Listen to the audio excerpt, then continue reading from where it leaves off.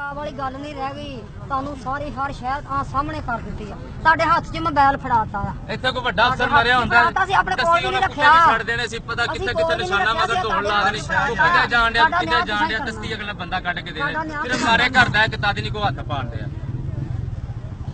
ਇੱਥੇ ਹੁੰਦਾ ਤੇ ਇੱਥੇ ਮੈਂ ਡਾਲੇ ਵੱਜਣੇ ਸੀ ਅਗਲੇ 10 ਘੰਟੇ ਬਾਅਦ ਕਹਿਣਾ ਯਾਰ ਬੰਦਾ ਯਾਰ ਫੜੋ ਜੀ ਚਲੋ ਜੀ ਉਹਦਾ ਰਾਜੀ ਖੁਸ਼ੀ ਸੁਣਾ ਦੇਣਾ। ਮੇਰੀ ਗੱਲ ਸੁਣ ਮੇਰੇ ਪੁੱਤਰੋ, ਇੱਥੋਂ ਮੰਜੀ ਨੇ ਜੇ ਚੁੱਕਣੀ ਨਹੀਂ ਚੁੱਕਣੀ ਮੰਜੀ, ਨਹੀਂ ਚੁੱਕਣੀ ਮੰਜੀ। ਅੱਗ ਲਾ ਦੋ ਹਰ ਚੀਜ਼ ਨੂੰ।